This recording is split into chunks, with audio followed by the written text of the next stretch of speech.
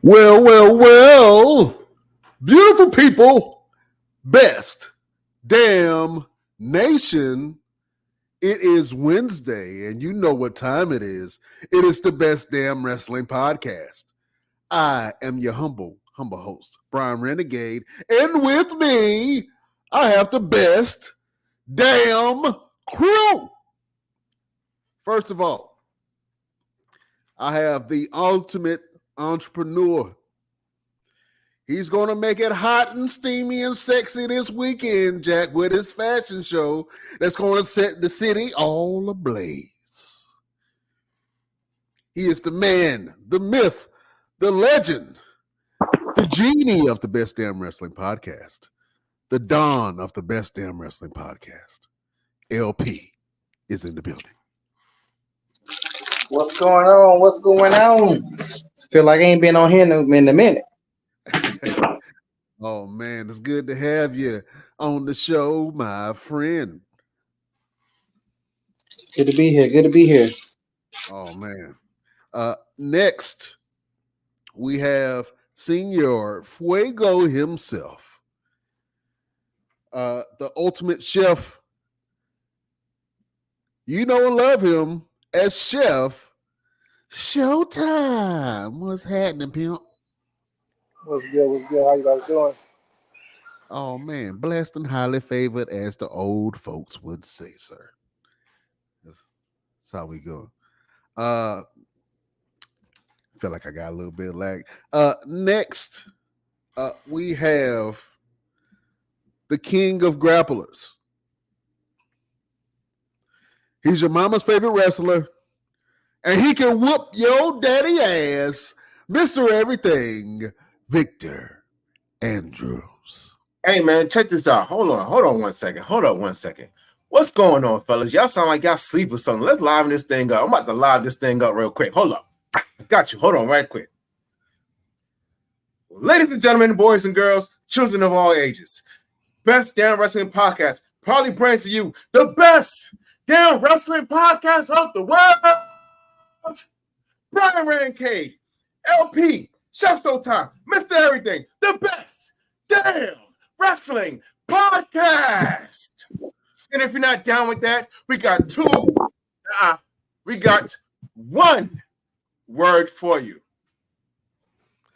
Damn. I dig that. I like that, sir. You put a little spunk on that. You know what I'm saying? Little stank, little oomph. Yeah, I was thinking about that for like 5 minutes sitting right here. I was like, what am I going to say? I got to say something cool. Oh, man. I'm trying not to be too loud. You see, I'm trying this microphone. I've been had in my closet for a whole year now. So I ain't want to blast people eardrums out. But thank you, sir, for that introduction. You know what I'm saying? That's how we do. We balance each other out. Absolutely. You know absolutely. What's going on, fellas? What's been happening? Y'all all right? Oh, man, LP got this fashion show coming up, man. He trying to make people moist out here in these streets.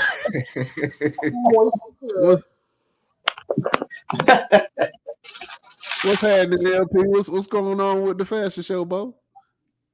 Oh, man, it's coming along, man. The week of a show is always a lot of work, and this show's a little different because I'm putting some actual stuff in there myself. So that's what I'm actually doing now, making props and stuff for that. So it's a little different when you actually in the show as well. It was something I typically never do. But trying something a little different. Ladies, you heard it here first. LP is stripping this weekend. Oh, no. No, I'll leave that to Mr. Everything. I ain't got that body like that. Oh, man, LP said he coming out in a toga. Nah. Unless it's a dad bar fashion show, don't nobody want to see me out there like that. Oh, man. Well, listen, man, I think a lot of people are excited, man. Tell us a little bit about what they can expect at this show. Oh, man, listen, like with anything I do, I try not to do the typical stuff. You'll see lingerie, but we got scenes with snakes and gold tape scenes and all kind of music. Got dancers, performers. I really try to make it a more not just a fashion show, but like production. Everything I do, I try to make it a production. So we got a lot of things in store for the people that come out. Okay, that's dope, man. Hey, listen, I can't wait to see the images from it and the video from it. If you guys are in North Carolina in the Raleigh Durham Triangle area, go and check out LP's fashion show, and I'm gonna post a graphic for that a little bit later. But let me go around the table, Mister Everything. What's happening, my brother? Man, listen, it's been a long month. It's been a long month. month. Like this one month, like a whole long year by itself. But I'm staying busy, man. Staying motivated, highly decorated. Got my title still, so out here doing my thug thizzle. I dig it. Have you defended wasn't- them yet? Yes, I defend my titles, LP. I'm not Roman Reigns in the belts. I defend my titles. I know y'all Roman fans. I thought you might be part timer holding on to the belt. You want to come challenge for one of them? Hey, is it an open challenge? Anybody can challenge for? I thought you got to be in the promotion.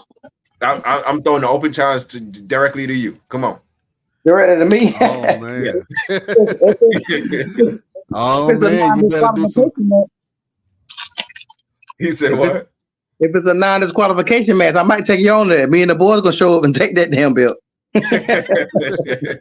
Well, look. But how many you bringing? Because you're gonna need a large number of them.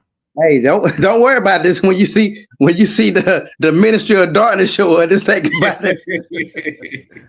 Oh man, LP, you better do some push-ups and put on some baby oil. It's going down. Some Crisco. Some Crisco butter, some cocoa butter. You know what I'm saying? But fellas, man, let's get it cracking, man. There's a lot of stuff going on in wrestling, and we missed you guys last week. Me and Chef held down the show, man. And one thing that I did want to get your opinions on was a fight that kind of set the whole world ablaze.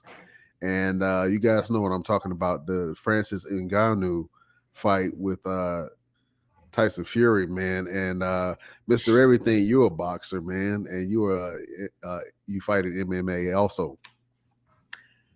Watching that fight, and I know you were pretty much torn of who you kind of wanted to go to, because boxing is your love and MMA is your love also. But I want you to talk about that fight, man. And did you enjoy the fight? And how did you think Francis Ngannou did against Tyson Fury? I didn't watch the fight. I saw some clips of it. I think Ngannou definitely held his own.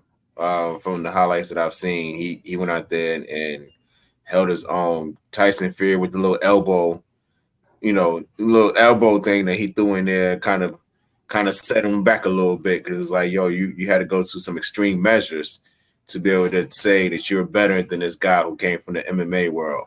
Now all it takes is for Tyson Fury to go over in his world and see what he can do there, because now there's takedowns, there's elbows legal and everything else. So yeah, from the highlights that I saw, it's a pretty good fight. Tyson, you could tell that good punch that he took rocked him a little bit. I don't think he's been hit hard enough to where he was like, okay, I might need to resort to some extra measures really quick just to throw a little cheap heat in there or something. But I'm looking forward to see if these guys are going to actually go out there and bang again. That was not a good fight. Why, What you say, Chef? Chef? You say it wasn't a good That fight, was Chef? not a good fight. I watched the fight. That fight was full of shit. Y'all don't beat the brakes off that boy. And they gave Tyson Fury the win. No. They don't want to see a black man win. Man, it was a lot of controversy around there. A lot of people think that Francis Ngannou won that fight. I look at it and I think that he won that fight. You know what I'm saying? I don't know how they were kind of judging that and scoring that, but on most people's scorecards at home and also in the betting circles, man, Francis Ngannou won that fight. And a lot of people are talking about the politics and boxing and him coming into the boxing world. What would that mean if an outsider in his first boxing fight ever beat the champion that's been dominating for the last couple of years. You know what I'm saying? And pound for pound is probably one of the best heavyweight boxers that we've seen in about 20, 30 years. You know what I'm saying? So it was a lot around that fight. LP, what was your thoughts on the Francis Ngannou and Tyson Fury fight? I mean, they were typical, just like Chef said, typical bull. I mean, when you fight somebody like that, if you don't knock them out and you leave it to the judges, you're gonna lose every time. Like, and everybody know who won that fight, but you had to make it definitive in order to actually get that win. Like, he needed to knock his ass out if he wanted to win. Because that's just how boxing is. I mean, we all been watching boxing our whole lives. I mean, we know it's not the most not fixed, not fixed. The fact that Logan Paul brother is considered a boxer tells you that boxing is not what it used to be. So it don't have the same pull that it once had. So I think they do stuff like that just to get people to get back to the sport. But I actually think they turn more people off from it. Yeah, I can definitely see that, man. Like I said, a lot of people think that Francis Ngannou won that fight, man. And if nothing else, he won the hearts and the minds of thousands of fight fans and millions of people all around the world. His story is definitely inspirational. I know we talked about it last week, but for him to really come from nothing and to kind of go to Morocco and then go into France and kind of fall in love with fighting. He wanted to box at first, and then he got the offer to do MMA, and he started training in MMA. But his story is definitely inspirational. I can't wait for that movie to come out. But I think that if he did decide to box, man, that we have a new star in the boxing world that a lot of people can get behind.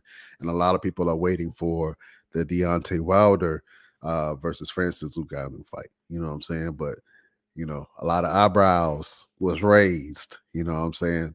That one knockdown that we saw was iconic. It was Ali style.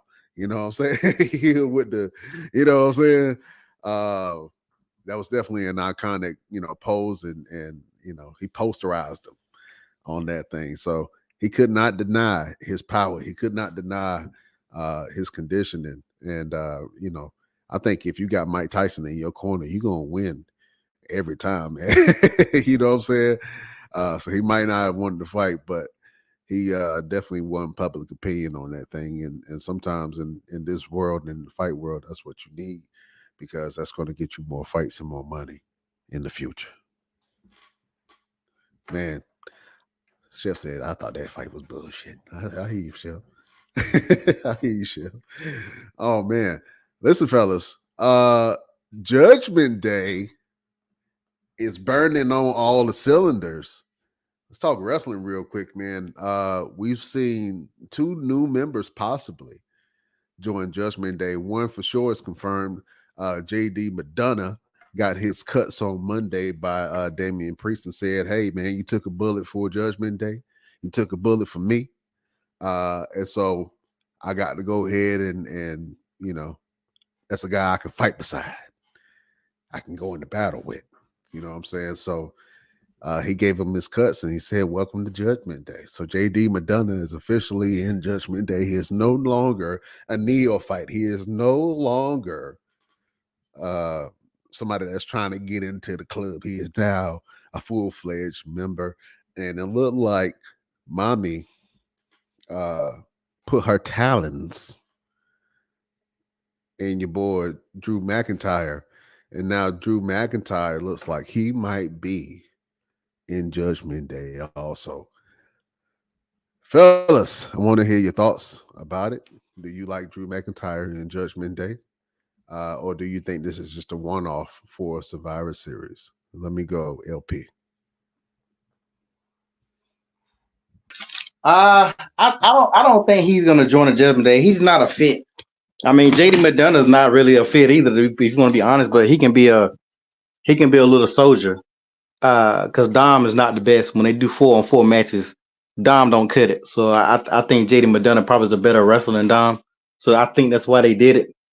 I don't think the Judgment Day needs a whole bunch of people. We don't need no NWO or no kind of mess like that. They got a good amount, and Drew McIntyre just doesn't fit Judgment Day. I think he's gonna be more of they just gonna be working together. I don't see him ran purple with purple and black and having bandanas and shit. That just wouldn't really make no sense. So I think it's just more for a heel turn, which he really should be a face. They got a lot of heels on Raw, but I guess everybody seen this coming. This wasn't like no surprise. You could see it a mile away that it was going to go down. But I mean, it's going to be interesting to see. But I don't think Drew McIntyre needed to join the Judgment Day to beat Seth Rollins. I think that Seth Rollins Drew McIntyre match was the biggest bunch of bull crap because we eating Claymore kicks. We take a Claymore kick and get up and go grocery shopping after we get it. Nah, bro. You don't get up from no damn Claymore kick and then he didn't kick out from what did Seth do, a pedigree and a curb stomp. Nah, if he kicked out of that, he should have been able to kick out of that. That's not even your. I don't know. The no sales is going on. Yeah, I do want to talk about that no selling going on because it's been a couple of matches, man, that people were kicking out of finishers that you would not think that they would kick out of. You know what I'm saying? Nobody's protecting anybody's moves anymore. You know what I'm saying? And I know that there were some issues with Jake the Snake Man. He said that nobody is protecting his move anymore. The DDT and the super kick are probably the two most common moves that you see nowadays. You know what I'm saying? And they are not protected. So the fact that, and I like the false finishes in some instances, but there needs to be some type of protection over certain people's moves. But in this match, it made sense. And I liked the match. I thought it was really good. I thought it was hard hitting. It was necessary. But I kind of wanted Drew to get that win. Maybe a little piece of me wanted Drew to get that win. And I love Seth Rollins and what he's doing now. But I think that Drew definitely should have took that win. But if he joins Judgment Day, I think that he will definitely get a title of some sort. Mr. Everything, let's talk about it, man. How you feel about Drew and JD McDonough in Judgment Day? I mean, we saw the writing on the wall with JD McDonough anyway. That was pretty much they teased it and they tried their hardest to kind of keep it from happening, but it's nothing else for him to do. I mean, what else are you gonna have this man do? He's a small guy, and you know how WWE feels about small guys. In terms of Drew McIntyre, I don't see him joining Judgment Day. I think this is something to kind of give him something to do as well. This might be a way for him to kind of get under Seth Rollins' skin and win the world title. I think he's just utilizing the Judgment Day as a way to say, you know what, I'm going to piss Seth Rollins off so much and have him so off his game that whenever we do have another match, he's going to be unfocused and I'm able to steal the win and take the title from him. So I think Drew McIntyre is just going to use the Judgment Day for his advantage. That's all. Do you think that there'll be some friction with Drew in there? Because I know right there they're trying to figure out who is the leader of Judgment Day. And I've been saying this from day one. Once Rhea stepped in Judgment Day with her and Damian and Edge, I said Rhea is going to be the leader of that group. And she has been the said, unsaid, spoken, unspoken leader of that group. And now Damian Priest is feeling some kind of way because he was like, hey, look, man, I'm day one. You know what I'm saying? There would be no Judgment Day if it wasn't for me. You know what I mean? So when Rhea stepped in, she definitely upped the ante. And she has been the quote unquote leader of Judgment Day ever since the inception of the group. So now where does Drew fall into the fold? Because I don't really see Drew really taking orders unless Drew is playing a Dominic Mysterio role and he's kind of having Rhea whisper certain things in his ear. You know what I'm saying? So I don't know. Chef, you like Drew and JD McDonough in Judgment Day? Not really, but I'm thinking Judgment Day is using Drew. You know what I mean? Or something like LP said. You know what I mean? I feel they getting Drew to join, so he'll take the belt off of Seth Rollins, and David Priest gonna cash in on him. That's how I look at it. It's a little stepping stone. Mm, I can definitely see that, man. I think that Drew really had a better fit with the Brawling Brutes, and I wish he kind of would have stayed with the Brawling Brutes instead of like uh, causing a little bit of friction. Um, the Brawling Brutes just made more sense. But if he does join with Judgment Day, I can definitely see he plays a better heel anyway, in my opinion. You know what I'm saying? He definitely plays a better heel. But I'm happy to see JD Madonna, you know what I'm saying, get his stripes. Congratulations. You know what I'm saying? The big headed terror himself. Yeah, man.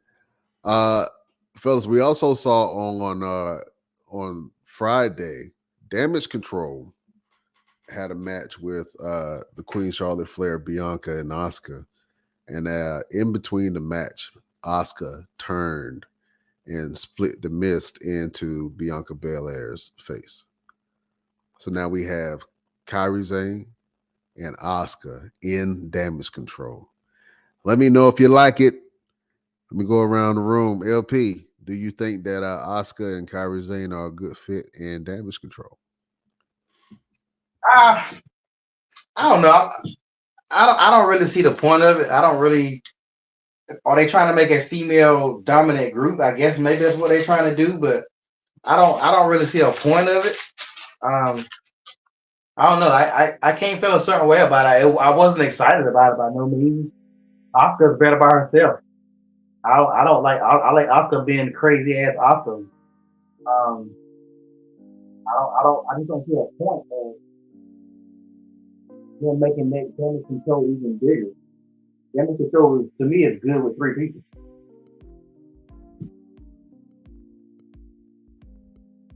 I definitely think it was.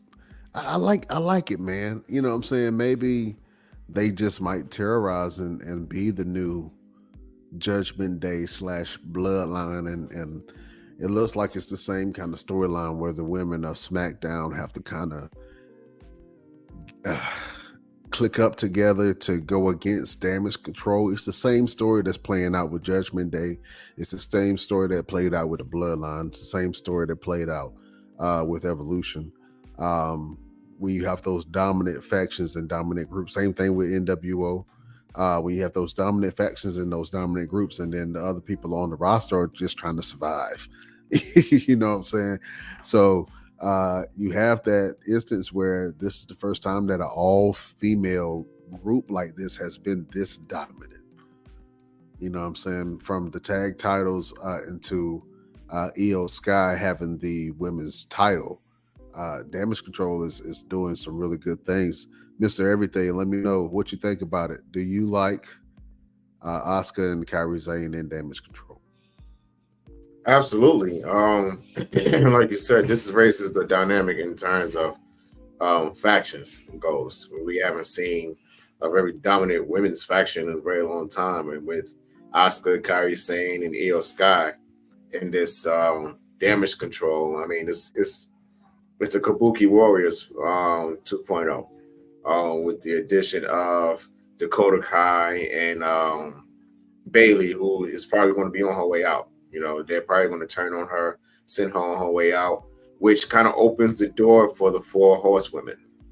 If we can find a way to bring Sasha Banks back, that might be a very interesting thing to see Bailey, Charlotte Flair, Sasha Banks, and Becky Lynch go up against the Kabuki Warriors along with Dakota Kai. That would be that's money making match material right there. But it remains to be seen. And then we got to think about the dynamic of where Bianca Belair plays in all of this situation. And then Jade Cargill, we still haven't figured out where she's at in terms of the WWE yet. So it's a lot of moving parts, a lot of players in this situation. I'm excited to see what exactly is going to happen. Yeah, man, I'm excited about that too. LP, how you feel about damage control right now, man? Do you think that they might be the second coming of the bloodline on SmackDown? I mean, it could be. I mean, I guess they got it. To me, is that team really strong?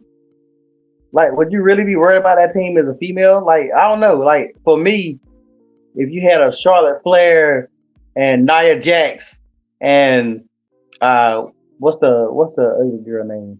Not ugly. That was mean. What's Saint Shayna Baszler? The unattractive team of Shayna Baszler. Like, to me, if you take Shayna Baszler, what's that girl that looked like Chris Kattan from Saturday Night Live? What's the other girl name? You talking about All Zoe right. Stark? Yeah. If you know Chris Kattan, if you know Chris Kattan, if you take her Oh and man, Nia Jax, like those are some females you would be afraid of. Like, but Damage Control, they pretty girls. Like, that's like me being afraid of four Alexa Blisses. Like, I don't know. I know they're good wrestlers, but like the wrestlers on the other side, Bianca, Charlotte, I would be more afraid of them if they was heels. You know what I'm saying? Like, they gonna write it how they gonna write it, but Charlotte and Bianca shouldn't be scared of nothing. You know what I'm saying? Like, they've been two of the most dominant females in WWE for years. Why would they be scared of a couple of little puny 50-pound Asian women? oh man. Well, you got Oscar on the team, who's definitely a threat at all times, man. And Io Sky is a tough cookie, man. Herself. Don't give no, you know, don't talk about Io like that. I think I got a clip with Io into jury going at it, man, and EO ate a power bomb and a kick, man. That was it was kind of mean. I was like, man, she was definitely tough back in the New Japan days, man, in the wrestling back then. But um, they numbers, man. Numbers matter. You know what I mean? And if you got like certain types of wrestlers, like look at Judgment Day. When you look at Judgment Day, they're not supposed to be as dominant as they are right now. You I know what I'm don't know. saying? Whoa. I don't know, because with the exception of Dom, Let me Rhea let is me the uh, let me let me let me give you an example. If Judgment Day had to compete with the NWO, do you think that the Judgment Day could compete? the whole entire NWO. The whole entire, I mean, choose any 3-4 members, you know. Some of them, I don't know. I might give it some of them. I could see the Judgment Day going against Evolution. Now I'm not gonna say I'm not gonna say them winning, but I mean, because Damian Priest can't, he's not gonna mess with Batista. Because I can know Damian Priest is supposed to be the powerhouse. But Yeah. I mean, I think Judgment Day. I think a lot of people stepped on Judgment Day in the beginning. I think we all did, kind of in the very beginning, because we didn't. We was wondering why they took Edge out so early and if this was gonna work. I don't think nobody expected Judgment Day to still be going on right now and to have all the damn belts and to be dominant. I don't think nobody saw that. When you go back and look at when they betrayed Edge, we didn't see. We had no idea. So I don't know. Yeah. I get that to you. We did not have any idea. We thought yeah, we definitely thought that when Edge left the group, it was gonna be it. I thought it was gonna be it. I didn't know that they were gonna be as dominant as they are. But now they have two new members, man, that are dangerous. You have JD Madonna, who is like a rabid pit bull puppy in heat. You know what I'm saying? And then you got Drew McIntyre, who is a powerhouse and a superstar on his own. And man, with the addition of Drew and JD, it's a scary group. It's a scary group, man. With the addition of JD, and matter of fact, let me show you how menacing this group kind of looks a little bit. Does that not scare you? Huh? Does that not make your knees shake a little bit? Huh? It's a picture of Rhea Ripley as Medusa, and then you have the Druids under Medusa, who are the rest of the Judgment Day: Dominic Mysterio, uh, Finn Balor, Drew McIntyre, Damian Priest, and JD McDonough. Hmm? I mean, it's Yeah. definitely a squad, but I really don't think that Drew is gonna be in, because if you put Drew in, who wants that belt very badly, somebody else got to go. And I think what Chef said made sense. I think they setting Drew up to take the belt off him and then cash it in. Like I really think that's about the only way they can really. They what else could they do to like what? I don't think that. I'm sorry. Go ahead. They could get Drew to incapacitate Seth Rollins. I mean, he'd probably still lose the match and have Seth Rollins in a vulnerable state, and then have Damian Priest come and cash in then, which will cause a really good storyline between Damian Priest and Drew McIntyre after that point, because then you have Rhea Ripley, who will play the puppet master in terms of all of that between Damian Priest and Drew McIntyre. She'll be in Drew McIntyre's ear, trying to keep him under control, and then she'll still be having her little friction with Damian Priest in terms of who is the leader of the Judgment Day type of thing. So I think that plays a really good story, in my opinion. I hope they do it that way. Yeah, I think it'll be good. It'll be a good way to break up the group. You bring in new members, and then something happens within the group. It's always like that. Like right now, we got the LWO. Let's talk about it. The LWO has a little bit of friction, and I've been saying that I see a heel turn coming with Santos Escobar. The LWO let in Carlito earlier when Damian Priest had the match with Bad Bunny. Carlito came and back to WWE. He joined the LWO. Now he's in the group. He had his first match back against Bobby Lashley. Was I impressed? I'm not sure, but I know that he came in at a time where they were trying to question what happened during the match at Crown Jewel when Santos Escobar was trying to help Rey Mysterio, and he ended up taking the brass knuckles away from one of Logan Paul's cronies during the match. But he ended up putting the brass knuckles on the edge of the ring, and Logan Paul was able to get it, knocked Rey Mysterio out, won the match. Now we have Logan Paul as the champion. I'm gonna get you guys' thoughts on how you feel Logan Paul would do as a champion, man.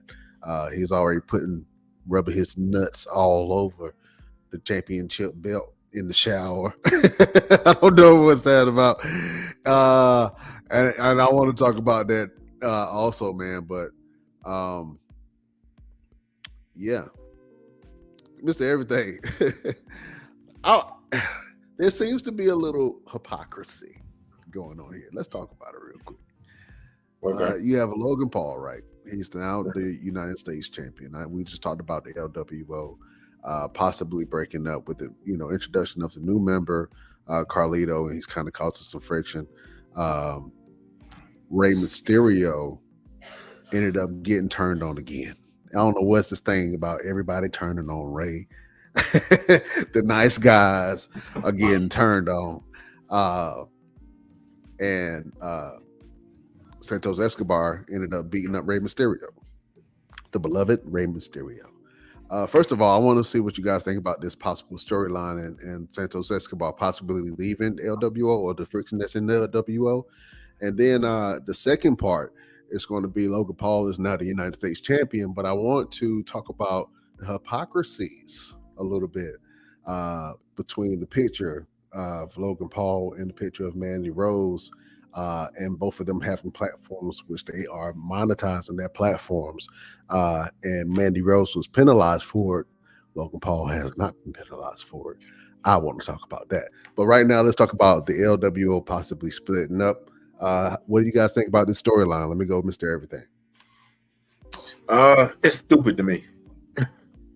It's dumb. I mean, the LWO was doing good together, man. We talk about factions all the time. I think that we're going into the era of factions now. You can look all over in wrestling, period, whether it's AEW, NXT, SmackDown, Raw, you got factions everywhere. You know, and nobody's really walking solo anymore. And with reason, you know, you can't really walk around by yourself because whether you got friends, frenemies, or enemies, at some point somebody, as we see with the LWO, is going to turn against you for their own good and on their own benefit. So I think they should have just kept them together. The addition of Carlito, I don't think it really adds anything to the capacity of which the LWO could actually get to, you know.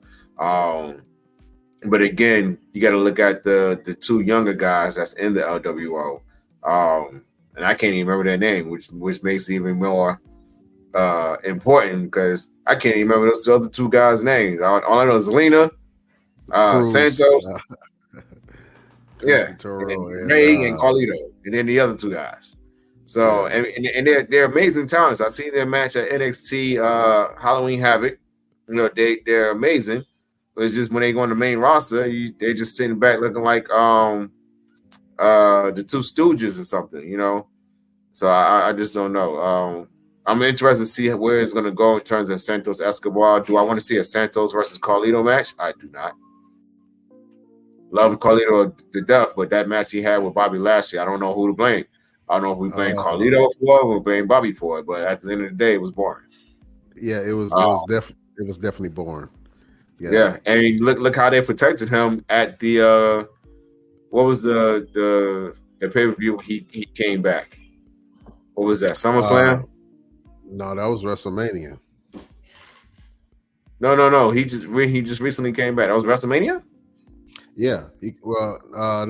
Backlash. That was Backlash. Yeah, Backlash. When he came back for Backlash, they protected him where he stood on the outside the whole time, came in, gave the backstabber, and that was it.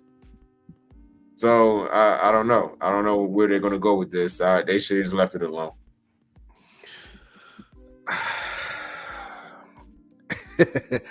I don't know why they re-signed Carlito, even though I'm happy they did. I'm happy that the boy, you know, is there doing this thing.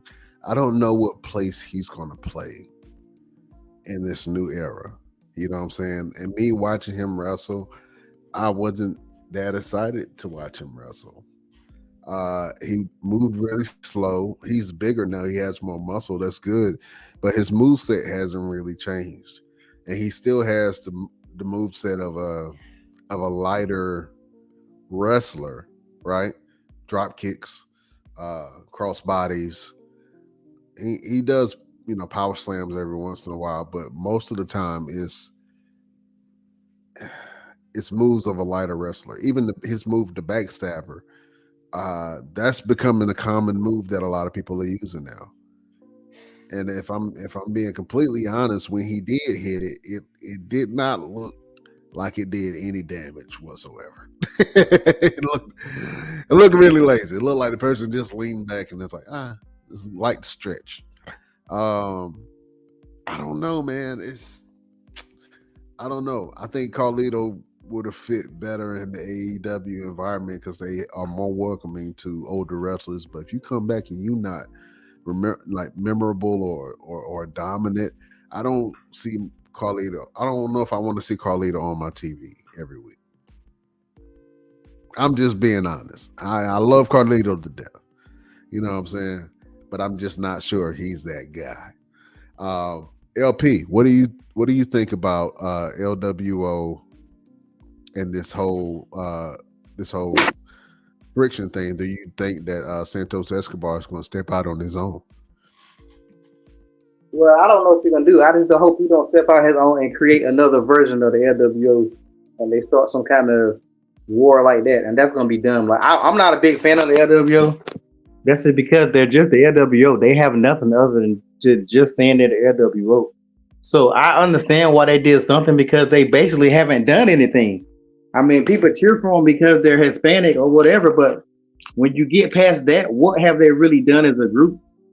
They don't have any gold. They don't really have much storylines. They don't. They just their faces, but and I know they selling T-shirts or whatever. But as a faction, who really cares about the LWO except for Hispanic people because they represent them? Like when you talk about Judgment Day, you talk about Bloodline. You're not going to talk about the LWO. You will, but you might want to talk about Lucha House Party. What's the difference between the LWO and Lucha House Party? I mean, let's keep it a buck. Let's keep it a buck. Other than them coming out there dancing, what's the difference? They don't have anything. And That's cold. That's cold. And on Carlito, I don't know if you guys seem to not remember Carlito. Carlito was never great in the ring. Carlito was just an entertaining character. So for them to bring Carlito back, the only way I care is if he's back spitting apples in people's faces and being an asshole. Like that's who Carlito was. I hate when wrestlers come back and they just regular guys now. Like even with Edge, I don't want you to be a regular guy. Like come back as the rated R superstar. That's what I wanted him to be. So being old, I don't care about that. If Carlito comes back, Carlito needs to be a heel, and Carlito needs to be an asshole heel talking trash because that's what made people like Carlito. It was nobody watched Carlito for his wrestling skills. Please, I would love somebody to say, "Oh yeah, I used to love Carlito wrestling." No, you did not, because he still, like you said, he did the.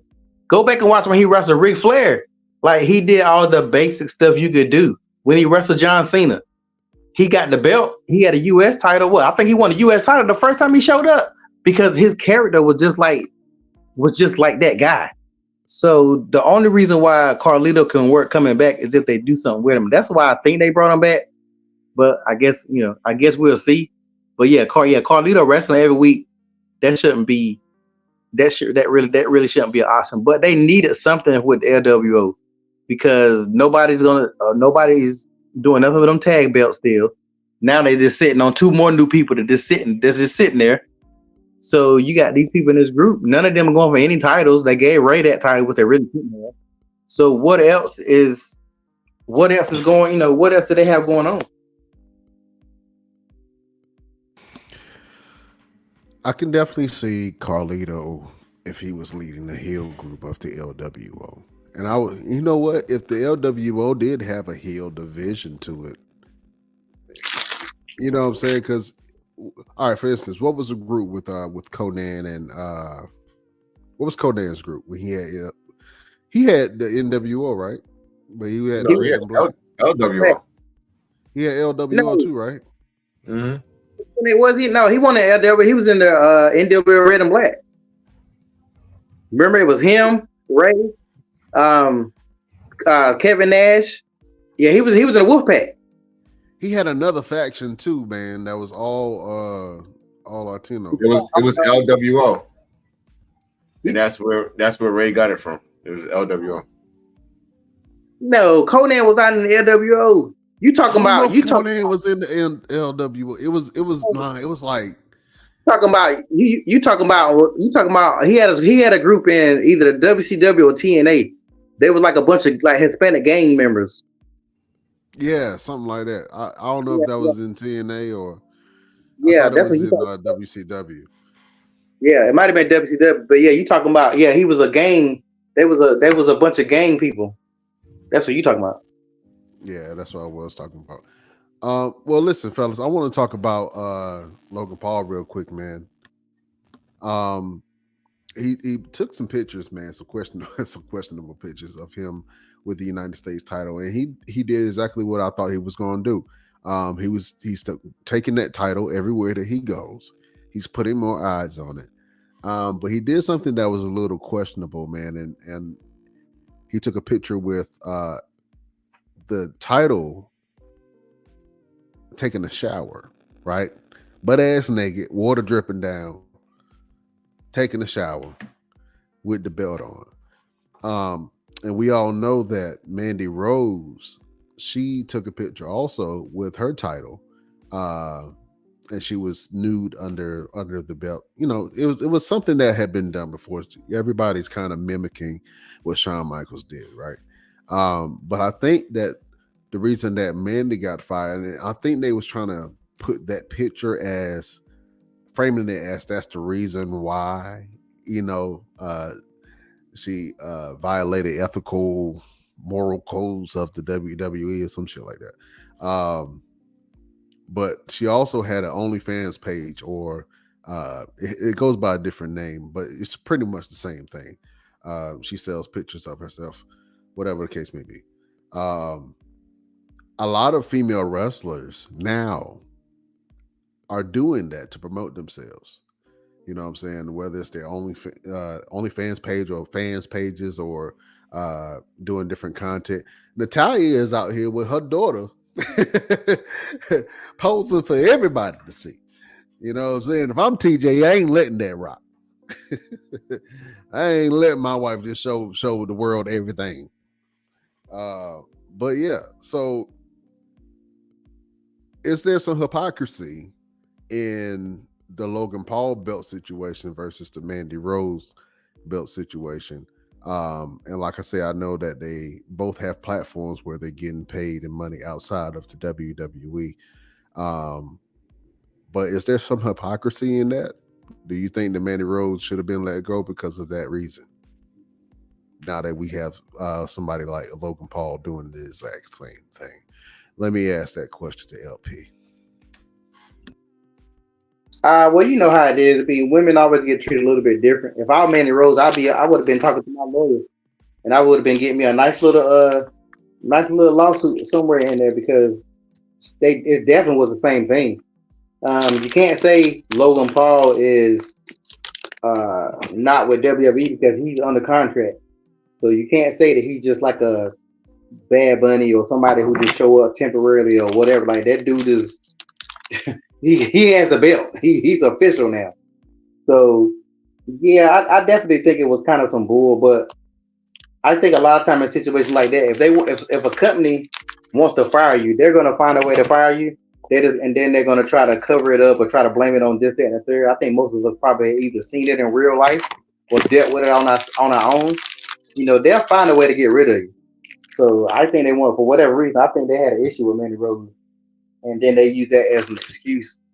Because I mean, I don't know nothing about it because I haven't clicked on it. But I seen Matt Riddle's doing that now. I think I seen that on one of my wrestling news. Matt Riddle is selling pictures. I think he got an OnlyFans or something now. So I mean, we live in a world where you got to get that bread. You got to do what you got to do. You got to eat. So you know, hey man, your boy, your boy Matt Riddle out here. Man, yeah, he got a page too. I'm hearing, so you know, he out here selling plants and penis. So you got to get your money however you want it. He out here selling plants and penis. He out here he got a whole weed brand. Yeah, he about to get his RVD on, Jack. And if I'm Matt Riddle, I would network with all the companies on the West Coast that need product endorsement. He can make a bag. He can make a real bag, Jack. Yeah, Matt don't never got to wrestle or fight again if he does his stuff right. Like he's an advocate for weed, and weed is now legal and like down there most of the damn states in the United States. Like, he can make some money. That's how Steve Urkel got his Steve Urkel and Snoop Dogg teamed up, and they got a damn marijuana, some kind of weed or something on the purple. It's called purple Urkel or purple Nurple or some shit. But like, yeah, get that money. I hope Matt. No, you know, I hated Matt Riddle as a wrestler, but get that bag, man. I hate my company to screw anybody over, even if I don't even like them. Like, yeah, get that bag, man. Don't ever come back. Mr. Everything, man. Do you see a little hypocrisy on the Mandy Rose situation versus what Logan Paul is doing? Both have brands and doing things outside of the WWE to get paid, and both took a picture nude in their belts. Do you see some hypocrisy there?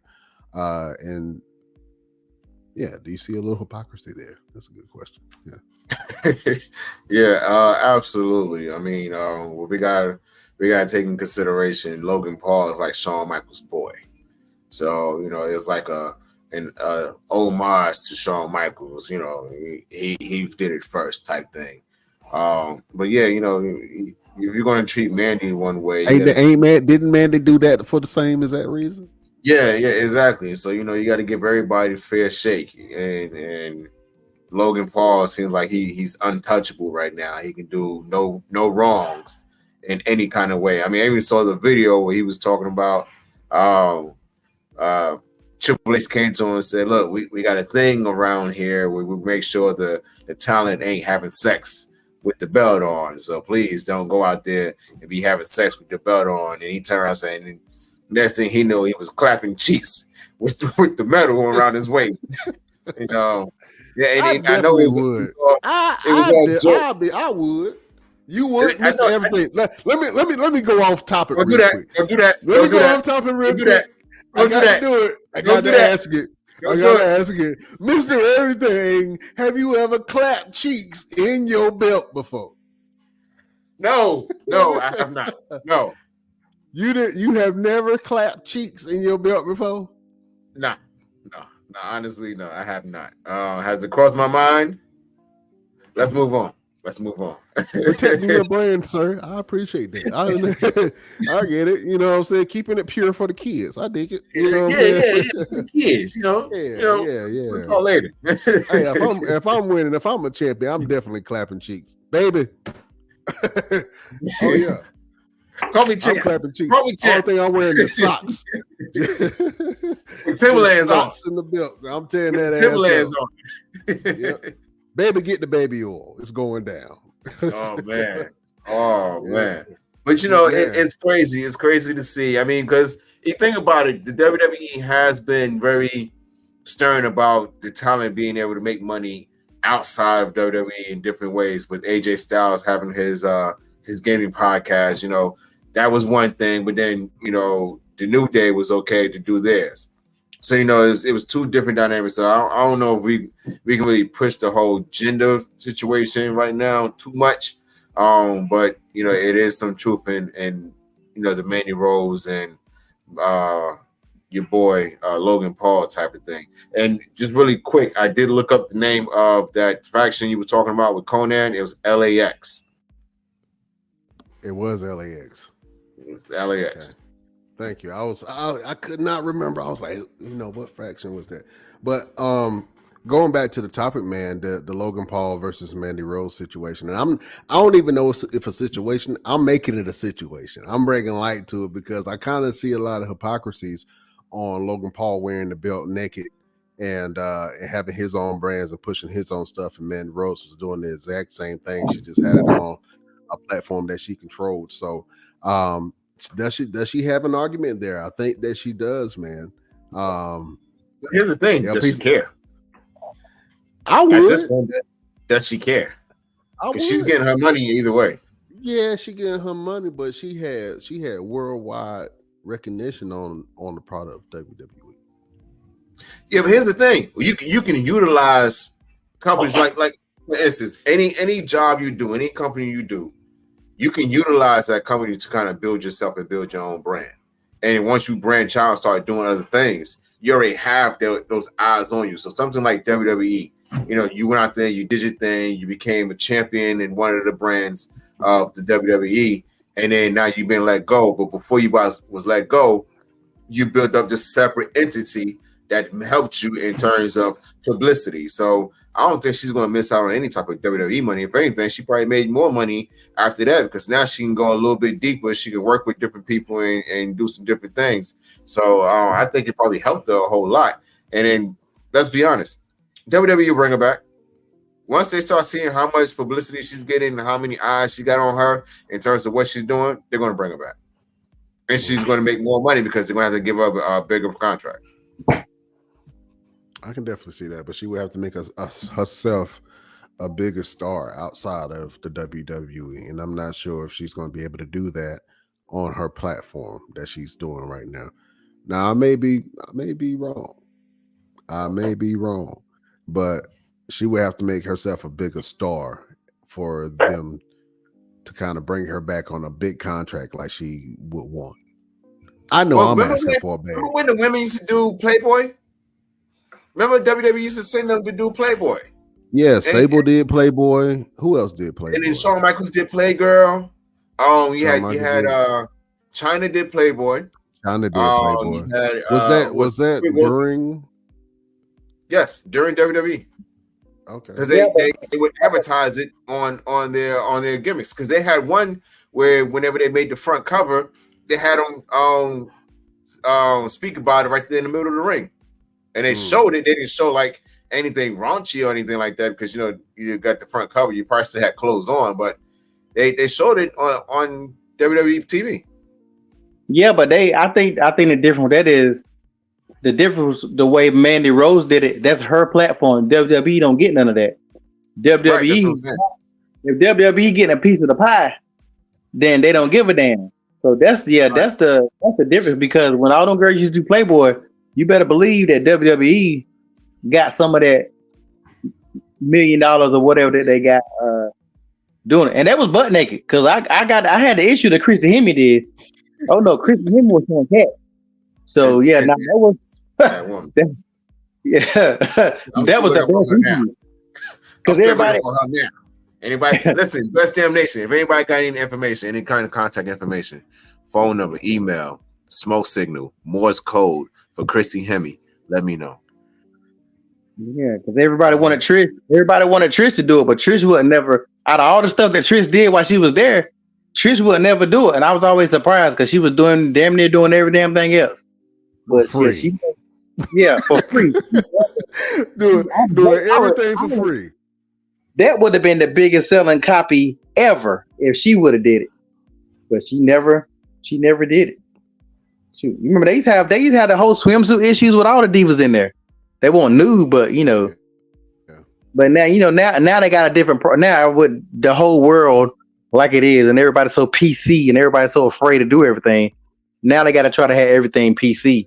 So that's why I like that's why I'm sort of like AEW a little bit. Like AEW give you that old vibes of just wrestling and not worrying about. Yeah, I'll tell you guys what wasn't PC. And Mr. Everything, I know you've heard about it, and we talked about it on the last podcast. But I want to get your thoughts on it. There's a character in NWA. His name is Father James. And if you're not familiar with the NWA product, during their broadcast, right during the match, the NWA, I don't know what happened. I don't know. It was a celebration of sorts. The camera panned up from the ring, and you saw Father James there, and there was a table. He was surrounded by people.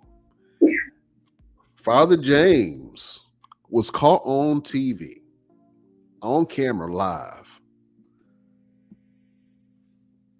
snorting cocaine. That's right. You see it. That white stuff. That white girl. The ooey. That booger sugar. Yeah, the devil's powder. You see it. This man did cocaine live on TV. The more questionable thing about this, and the reason why it's making so much more news, is because NWA had an 8-figure deal on the table by the CW, and now it looks like they may lose that because of this antic. And the person or the company that's going to take on this possible position is NXT. So I want to get your thoughts about it. This man was doing the hard stuff live on TV. Mr. Everything, man. What are your thoughts on this whole thing? And I know you got love for NWA, and I know you got family that wrestle in NWA, man. And I just want to see what your thoughts on this whole thing is, and do you think that they really put their deal in jeopardy because of this moment with Father James? Uh, it kind of agitates me, aggravates me, and pisses me off because I am a talent that is trying to get signed to a major company, and if that's what it takes for me to get looked at by the NWA, I don't want it. I don't want it. I ain't going to that extent. I mean, that's stupid, stupid. What up, Randy Orton? Um, yeah, it just made no sense. I mean, I don't even know anything about this guy and his character, but I definitely don't want to know nothing now because what I'm supposed to expect him to get in the ring and he can't wrestle until he snorts some coke and then he's freaking Hulk Hogan Superman type thing. Or, he goes into a Super Saiyan type of mode or something. Like, I don't know. And then at this point, you got to shoot him or something because now he's zombie. How do I know if it's even cocaine and crack? It might be bath salt. Then we really got a problem there if it's bath salt. Now you really got a problem if he on bath salt. But I believe he's a manager of some sort.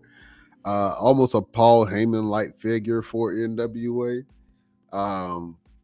So I'm not sure if he's a wrestling talent. I've never seen him wrestle before. But man, I think that definitely puts their deal in jeopardy, man. It's hard to see. LP, you mentioned that you like adult content. Is that adult enough for you? Huh? Is that hard enough for you, sir? You know what I'm saying? I guess I need to see the content of what it was because like I got a dark sense of humor, so I might have found it funny. So it really just depends on. I definitely got to look this clip up because I'm not familiar with it. So I don't. Here's a picture. Just look at the picture.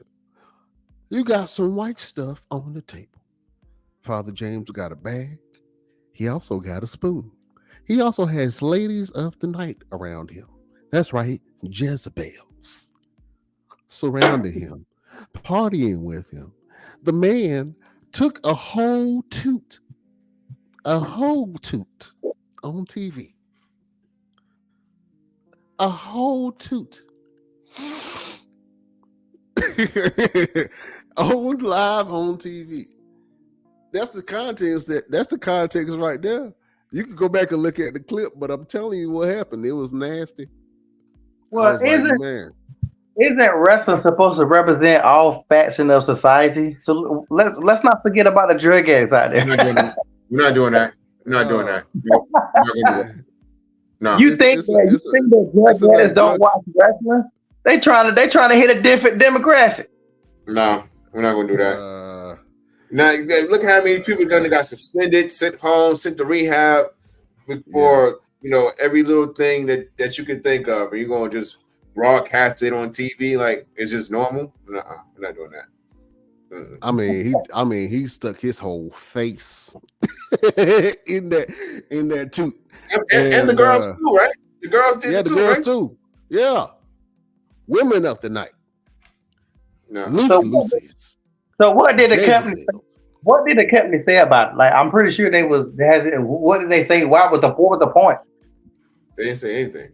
They haven't released anything. Yet. They haven't really responded yet.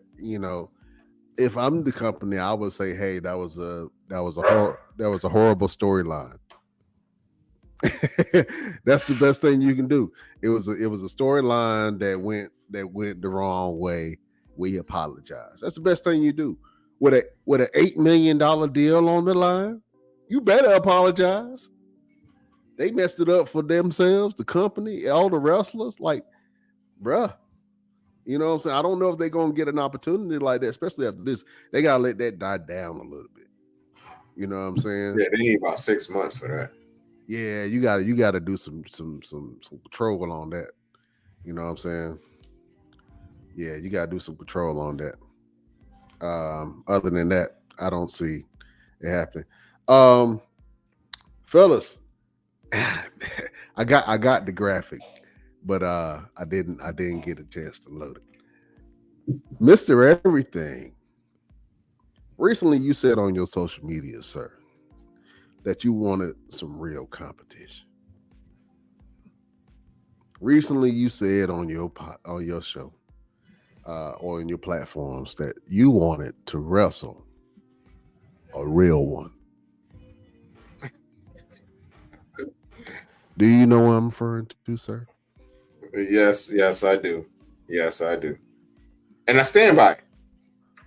And you stand by it. All 10 toes stand by it. All of them. All of them. I would stand it right now, but we're on the people ain't paying for that. Mr. Everything has expressed his interest, man, and he said that he wanted to wrestle a bear. I need you to explain this to me. And what went over your mind and your heart and your head that say, hey, I want to wrestle a real life bear and win. I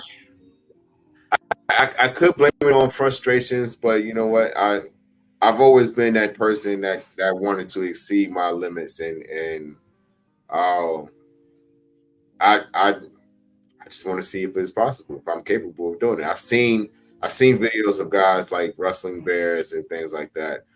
They have trained bears that won't maul you or anything like that. I really just want to see what my abilities are, what my limits are. I don't think I have any limits. I worked out yesterday. Okay, I did 4 workouts throughout the entire day. When I got done last night, I still had energy to do more.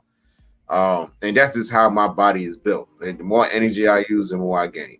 I want to see what I'm capable of. I want to do an Ironman match for 2 hours. I want to do a boxing match where I wrestle for 15 rounds if the guy lasts that long. I want to box on the rough and rowdy. I want to box with tough man. I want to do it all. So wrestling a bear is just a little icing on the cake. I look at it like this. Wrestling the bear, if I can do that, everything else kind of falls under it. You know what I'm saying? It's like going from the top of the pyramid down to the bottom. And that's what I want to do. What did Mystical say, LP? If you see me fighting with a bear, help the bear. You better help bear that in the bear. woods. If you see me fighting a bear in the woods, help the bear. Help the bear. Would you to see me? Before we continue, if Peter is listening and watching the podcast, because everyone watches the Best Damn Wrestling Podcast, Peter, the bear is a trained bear. It won't be hurt. I won't be hurt. We're not trying to make fur coats out of the bear or rugs or anything like that. Okay. The views and opinions of Mr. Everything does not reflect the Best Damn Wrestling Podcast. Okay. So just continue watching for next week to see what else I'm going to say. That's probably going to be crazy to everybody else, but it makes sense to me. Okay. Let's go back to the show. Oh man, listen, if you start fighting the bear, he said he want to fight a trained bear though, LP. He don't want to fight one in the wild. You don't want to go out in the country. Listen, if it's going to be between me, if it comes down between me and the bear, it's going to be him. If I'm somewhere, I've seen videos where bears and pop up with somebody. Look, they're tearing down all the trees. They're building up buildings. These animals got to find somewhere to go. If I'm walking down Martin Luther King in downtown Raleigh and a bear come walking up, it's going to be, I ain't running. Who I look like running? I think the LP can set that up. LP. Yeah, set it up, LP. Can you get with one of them bears in Selma, them Selma bears? Look, don't bring me the cocaine bear. Don't bring me the cocaine bear. Okay? That's all they got in Selma. Regular jugular bear. That's all they got in Selma is cocaine bears. I'm about to say, it's just kind of crazy how we went from talking about a guy doing cocaine to him talking like this. So people probably think it's the same story. Yeah, they go like, he better take a hit of cocaine before he fight that bear. He gonna need it, Jack. He gonna need to feel numb. Oh man. Well, listen, fellas. You know we got to do this. This is one of my new favorite segments. We like to watch videos in the sports fighting entertainment world. and like to judge them on a rating from darn to damn. Best damn crew, I want you to give me your honest opinions on these videos. And I want you to rate these videos from darn to damn. Here's our first contestant for today. Check it out. With a knife edge jab, it stunned him. He tried to go on top. I don't know if you guys saw that, but let me play it again. He was trying to go for a move and kind of slipped, fell on his head, and then the guy in the ring kind of just finished him off. But let's play that again. With a knife edge jab, it stunned him. He tried to go on top.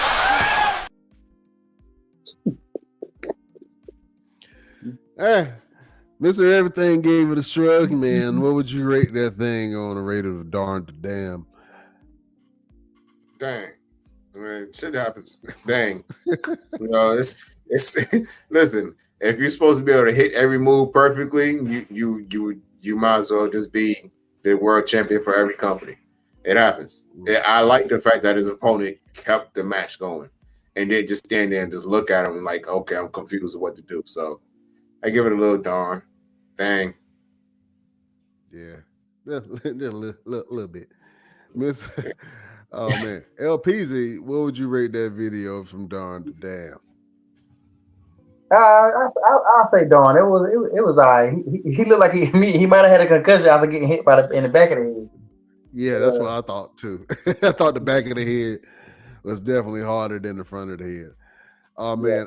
If you guys aren't familiar, there's a sport that's out there that's kind of brutal, man. I like watching it, and I think it's entertaining. It's called Power Slap. Let's watch a couple of these videos. We're gonna watch them all together in sequence, man. I want you guys to rate this from darn to damn.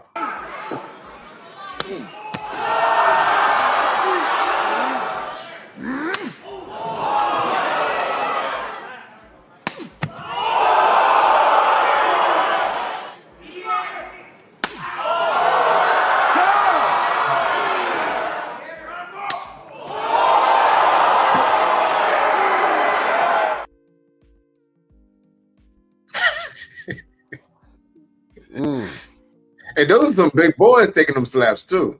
Hey man, some of them dudes' hands was about 2 hands thick. You know what I'm saying? Mr. Everything, you're a combat fighter, man. Would you ever do a power slap competition?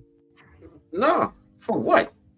Look, y'all just talk. Y'all just got on me about trying to wrestle a bear. Now you want me going and getting a slap contest? No, hey man, I would rather you do the slap contest than wrestle a bear. You know, man, listen, I have more fun with the bear. Oh man, LP, would you ever do a slap competition? Nah, man. Unless we're gonna do a shootout right after that. I know I'm never gonna let nobody slap me. Like you don't slap a man. Like no. The fun thing is now, because now it's a sport. But if you're old enough like me, you remember way back in the days, Hot 97 in New York, they used to have little slap contests just like that. Yeah, and they did. I always tell people, everybody said it was ghetto and blah blah blah. Somebody seen that shit and they flipped it. Your boy Dana White, because I think Dana White does that company. And now look at he done made it $1 million company. So for those listeners out there, if you doing something, you can find ways to flip it. Don't let somebody tell you it's ghetto or you look dumb, you shouldn't do it. Because fast forward it, these people they got sponsors, they got Gatorade sponsoring it, Prime drinks. And back in the days, it was some black people slapping each other and it was hood. And now look at it. So yeah, definitely follow your slap dreams. Speaking of, since LP said that, if any sponsors like to sponsor me wrestling a bear, I am ready. Let's go. Let's get it. Thank you. Appreciate you. We can make that happen. I'm telling you, man, we ain't gonna give you no regular bear, man. We're gonna go to Selma, North Carolina. We're gonna go to the country. You know what I'm saying? We're gonna hook up with Earl Bob and them, and they're gonna give you a cocaine bear that you can fight in a cage. We got you. We got you. You're gonna be with me, right? You're gonna be with me, right? I'm gonna be watching from afar with support and love, sir. I will not be there getting ate up by mosquitoes, watching you get mauled by a bear, sir. I will not be. I'm gonna have to give that a damn. I won't be there. I won't be there for you to get eaten. I don't want to see a grown man get eaten. I'm okay. I'm okay on that. What do you say, P? I was about to say you must have been playing Tekken lately, because you remember Tekken, you used to be able to play that bear. Oh yeah. You was playing Tekken. Sure. That idea popped in your head, like, damn, you know what? I can fight a bear. I can fight a bear. Nah, don't do it. Don't do it. Oh man. Well, listen, fellas, it was a great show. Thank you guys for playing Darn or Damn. We got more videos for you guys next week. Listen, you know we do this each and every week, man. Let's leave the beautiful people with a word of advice, a word of motivation, a word to get through. Word of the day, Mr. Everything.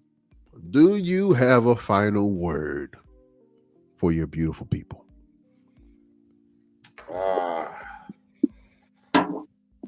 No, I don't. I honestly don't have a final word this week. Can't believe it. I didn't understand the language you were speaking, sir. Can you speak in English?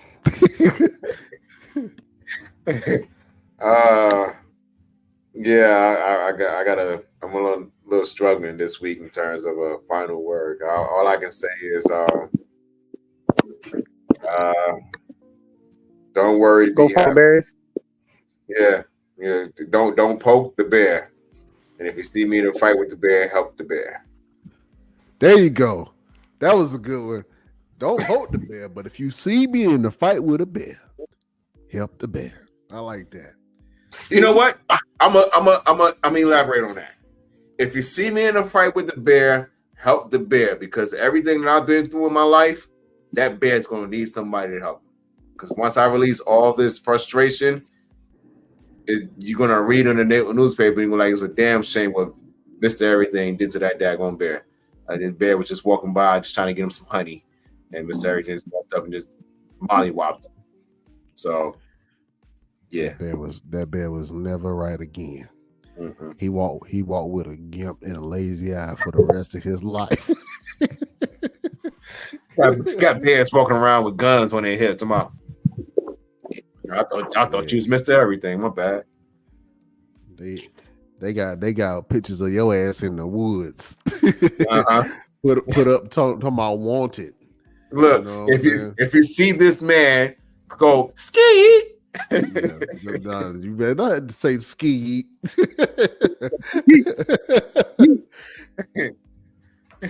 If you see this man go ski. Oh man. LPZ, do you have a final word for the best? Hold on. Before I get my final word, I know we about to end it, because I ain't been on or whatever. I did want to ask y'all this question. It's definitely Mr. Everything, because this go back to that Logan Paul Rey Mysterio match, right? Everybody keep on saying that Logan Paul saved Rey Mysterio's life. I wanted to talk about that. Oh, and that move. And I, for one, I clearly think that Rey would have been all right. But number two, it was Logan's fault. If I'm not wrong, it was Logan's fault. So how did everybody keep on talking about he saved Rey? Like, he clearly was out of position. No, it wasn't. And it I wasn't said the same Logan. thing, LP. No, it wasn't Logan. Rey actually did not get as much height as he usually does. Nah, bro. I think Logan Paul. You got to think about it. Bro. You got to look at it in terms of the people that Rey Mysterio actually gets in the ring with, and he actually does that particular move. Logan Paul is a little bit taller than something, like he's about the same height as most guys that Rey Mysterio has done that move with. Rey usually gets more height when he does that particular movesaw. So whenever he did do it, he didn't get as much hype. Logan could be, right up under him, and it still would have had the same result because Ray did not get the hype that he's used to. And you got to think about it. Logan is somebody who's not used to doing particular moves like that, or being in a ring with somebody that does a move like that. Let's go back to Logan and Ricochet when they went for the Spanish fly spot, off the top rope into the tables. That didn't work out very well because it's stuff that he's just not used to. They were trying to push the envelope in terms of with him. So it wasn't so much him saving his life, but he did keep him from having like a really serious injury in terms of landing on his neck the way he would have had Logan had not caught him the way he did. So I do got to defend Logan a little bit, even though I don't feel him that much. But I do got to defend him a little bit because he did. I ain't rocking with I'm with you, LP. He was out of place. He was out of place. And he had to step up and scoop under to catch Ray. Ray caught himself. So they making it seem like if Ray would have failed, he would have paralyzed himself. Ray's hands Ray would have been on fine. the floor. Ray's hands was on the floor, so he was fine. But he would have had a stinger or something. He would have, stung his neck or something. But think about it. If from your standpoint you feel like Logan was out of place, let's say Ray told him, "This is where I need you." He was out of place because he had to step forward and up. Yes. Now let's say Ray tells him, "This is where I need you to be when I do this spot," and he's right where he needs to be, and then Ray goes forward and doesn't make it there. So now Logan's got to rush to try to catch him. You got to think about it like that. Because like when I had this scar right here, I told the guy, "This is where I need you to be. When I go to do this Undertaker dive to the outside, just stay right here. Don't move." And what happened was when I went over the top, I was positioned to where I'm completely over his body. Okay. He thought that I was overshooting him, so he stepped back to try to catch me, and I ended up going head first.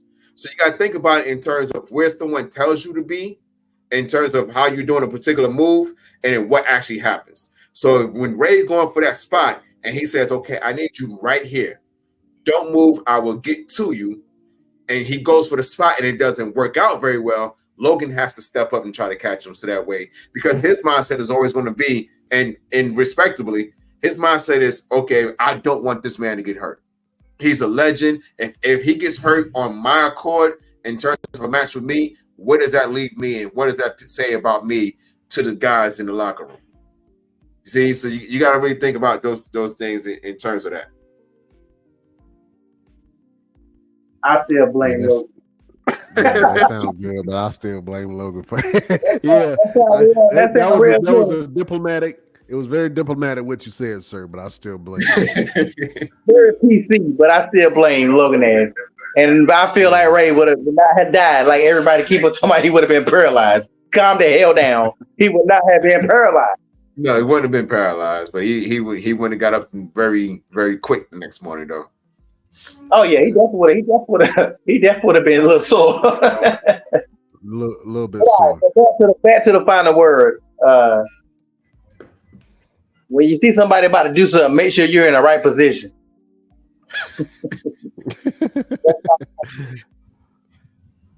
I can definitely see that. Be in the right position.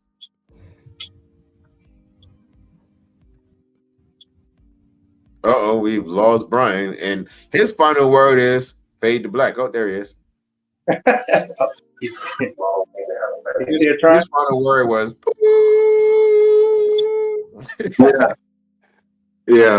Cameron was timing out a little bit. I'm a little big face right now. Hold on, let me get this together. Get yourself together, Jesus. My final word would be be all in. Whatever you're doing, be all in. Don't half-ass it. Go at it full force. Go at it full blast. Whatever you do, make sure that you put your all into it. Because at the end of the day, if it didn't work out, The only one you can blame is your ass. And if you only put 25% into something that you wanted to happen and it didn't pan out the way you wanted to, maybe you should have put a little bit more effort. Maybe you should have put 75%. Maybe 90%.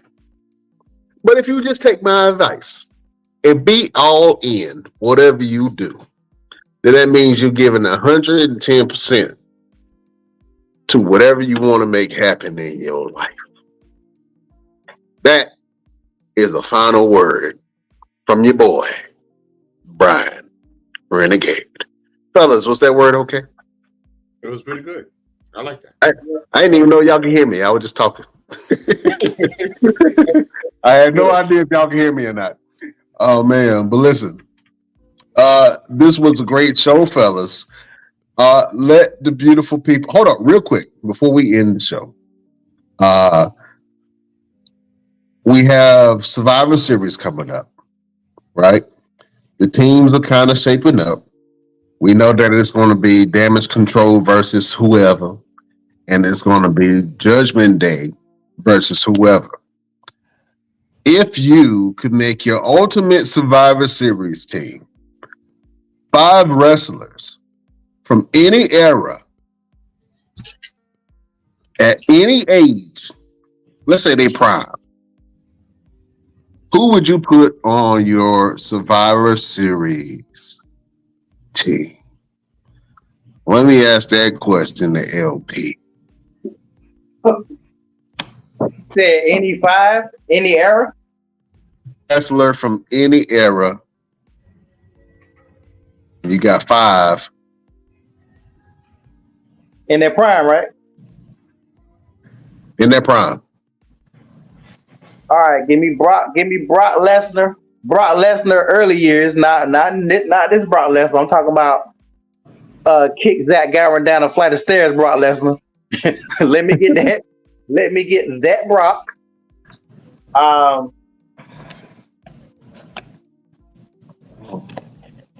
Let me get Stone Cold around the Brian Pillman days, around the Attitude Era.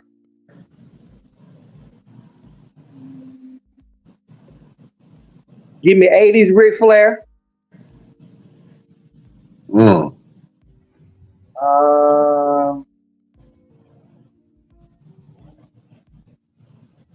Give me Shawn Michaels after the comeback. All right, you got one more. My last one. Give me. I'm trying to win. So, I don't like this dude. I don't like what he did, but we looking past that for this. Give me that rabbit Wolverine. Pull him from the depths of hell. Give me Chris Benoit. Chris Benoit? Give me Chris Benoit. I'm not even mad at Chris Benoit, that pick, you know what I'm saying, for your team. We ain't talking about the person on person. We're talking about the character wrestler. So I dig that, man. That's a pretty formidable team, man. I like that. You got Shawn Michaels, Brock Lesnar, Ric Flair, Chris Benoit, and who else you say? You got what I say? Stone Cold. Stone Cold in his prime. No, that's not even Stone Cold in prime. You said Stone Cold Brian Pillman days. So you talking about Attitude Era's in his prime before he got all hurt up. Okay, you talking about ECW Stone Cold. No. I meant Attitude Era. I'm sorry. Nah, that meant ECW. Hell no. I don't want the hell no. Nah. I'm talking about Attitude Era Stone Cold. When I was saying Brian Pillman, I'm talking about when he beat Brian Pillman with the cane. Okay. I'm with you. Oh man, Mr. Everything. You got 5 wrestlers, man, from any era. Who you going with? Now, this is going to be totally out of character, but these 5 men their family has been very dominant in the world of professional wrestling. Oh, you about to get the Von Erichs? Nope, not going to say the Von Erichs. Oh. But these 5 men, their family. We won. Yeah. Yeah. Very dominant throughout the professional wrestling. So I'm going to go with Yokozuna, Umaga, Roman Reigns, The Rock. We're going to throw in Solo Sikoa.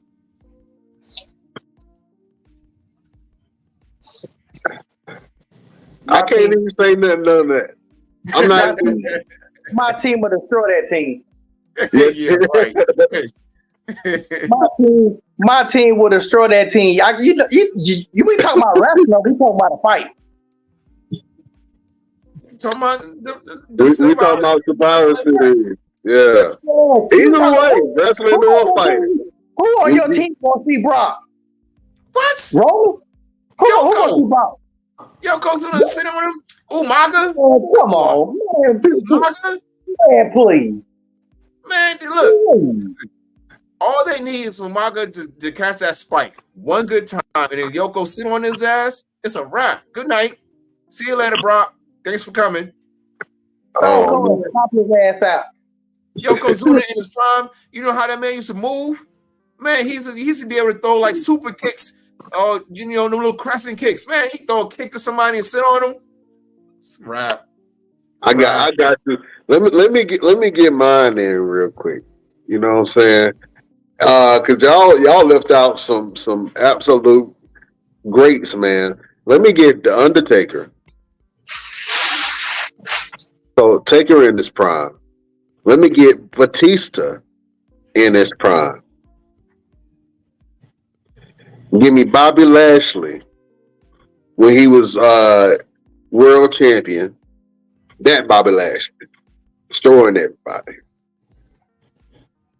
I'm gonna go Big Man Vader.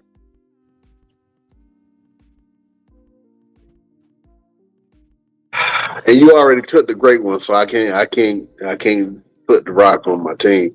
If I had to go, damn, who's my fifth player? Give me Ricky Steamboat. Give me Ricky Steamboat. I still say I'm smashing both of y'all teams. My team wins. I'm smashing. Care what none of y'all say. I don't care nothing none of y'all say. My team wins. We got not only do we have a team that's a family and that's going to work and stick together, but we also have the managers that come with them. Have you not seen the state of the bloodline right now? What are you talking about? We got the managers that come with them, okay? We got Paul Heyman. We got what was Yokozuna's manager name? I can't think of his name off the top of my head. Not Funaki. Mr. Fuji? Mr. Fuji. Yes, Mr. Fuji was very dastardly. That man could find ways to cheat when that little powder, throw it in your eyes. There you go. That take care of Brock. Put a little pill, crush the pill, throw it in his eyes. Goodbye, Brock. Good night. Thanks for coming. Appreciate you. Man. You don't even got Paul Heyman. My picks came first, so I think Paul was with Brock not too long ago. Who's he with right now? Who? Hey, it don't matter. You can't choose. I got my pick first. Now, who talking about a manager? You talking about and then Brian, your team is full of musclehead dummies. All you got to you gotta go with all that power. You got a bunch of dummies. Man, I have Ricky Steamboat on my team. And by himself, everybody else, after 2 minutes, they're gonna be tired. Come on. Your team I got the Undertaker on my team. The Undertaker was a brilliant strategist. Y'all teams ain't balanced. I got a balanced team. Y'all try to go, and Roman probably not even gonna show up. You don't even know. Really? He said that might be one of the times that's one of the times he out of town. All right, so let's do this. Brian, let's do a poll of all three of our picks, and let the best damn nation pick whose team would actually win the Survivor Series match. If it was a triple threat Survivor Series 5-on-5, whose team would win? Put your teams in the chat and in the group chat, and then we'll make that happen. You know what I'm saying? I'll post that, and then the fans will all let you know that I am awesome and I won that challenge. Fellas, man, let the beautiful people know what you guys going on and where can they find you. Let me go, LP. You can find me on Instagram on One Click Photography Shoots. This weekend we have the Savage Seduction Fashion Show in Durham, North Carolina. You can get tickets from there. You also can get tickets at the door. Also working on another fashion show that will be announced next week. So, we just keep it going. We keep it rolling. Just follow me on Instagram and keep up with everything I got going on there.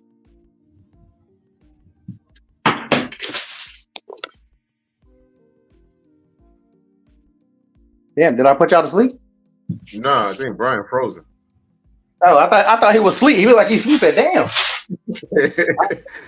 All right. Well, while he's taking care of his technical difficulties, you guys can, you already know, Mr. Everything is always wrestling. So I will be in West Virginia tomorrow, wrestling for American Pro Wrestling. On Saturday, I will be in Raleigh, North Carolina for Gouge Wrestling during the afternoon at 1:00 at Rebus Works downtown Raleigh. Saturday evening, I will be in Selma, North Carolina at the old Harrison building, wrestling there. On Sunday, I myself have a fashion show that I will be walking in. It is A Night to Walk in Wine for Boy Naughty and Out of Skin. They're putting on a fashion show for mental health awareness, and that's going to be in Knightdale, North Carolina. And of course, you guys can follow my TikTok. It's pretty much where I'm putting a lot of my stuff at right now. It's my TikTok. So go to my TikTok, official_Mr. Everything. Were you able to monetize your TikTok? Yes, I'm actually making some money off of it. I got a little payment from TikTok and my exclusive content. That boy got an OnlyFans page. Making some money out here, Jack. But I actually got a TikTok store right now, and I also have a sponsor from Dubby Energy that I'm actually working with right now. So once I get some products, I'm gonna start posting their stuff, and let you guys know where you can purchase some of Dubby Energy supplements, because this Everything does the big good stuff, not the nose nuggets, not the powder. Not the powder, not the booger sugar. I dig it. Well, my name is Brian Renegade. You can find me on all platforms at Brian Renegade. Got some good stuff going on there. New platform called Phoenix Foodies, where we go and help restaurants. We do reviews. We do marketing and advertising for restaurants and hotels and small businesses. Over 72 million impressions helping local businesses. So check us out on phoenixfoodies.com whenever you get a chance. And also you can support a good cause. Go to blueheartsforautism.com. We help families with autism find resources. If you need mental health services or help and you're in the North Carolina area, you can check out Straight Walk Family Services. They have therapists there that you can talk to if you need help in family counseling. If you have adolescent children who have issues, they have therapists for them also. Drug and alcohol rehabilitation, we do that also. So go check out straightwalknc.com and just follow me on all platforms at Brian Renegade to support what your boy got going on, man. I got some good stuff for you. I just got my little what you call it, TikTok store going too, Mr. Everything. I'm gonna sell some stuff on there too. You know what I'm saying? Got all my platforms running. And if you want to support the show, only thing that you have to do is go to our Instagram at the Best Damn Wrestling Podcast. You can go to our Facebook group, Best Damn Wrestling Podcast. You can go to our Facebook page, the BD Wrestling Podcast. You can go to our Twitter or our X, as it is now called, at Best Damn Crew. You can go over to our Twitch, the Best Damn Wrestling Podcast, and you can visit us on TikTok at Best Damn Wrestling Podcast. And if you want to support the show, well, my friends, the only thing that you have to do is go over to our Patreon to support everything that your boys got going on. www.patreon.com/the Best Damn Wrestling Podcast to support your boys for as little as $5. $5. $5. That's what? What's $5? $20? Yeah.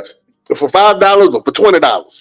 You can support your boys at the Best Damn Wrestling Podcast, man. We got all kinds of stuff over there, all kind of knickknacks, paddywhacks, hat shirts, behind the scenes content, all that good stuff at our Patreon. So go over to our Patreon, www.patreon.com/the Best Damn Wrestling Podcast to support the show.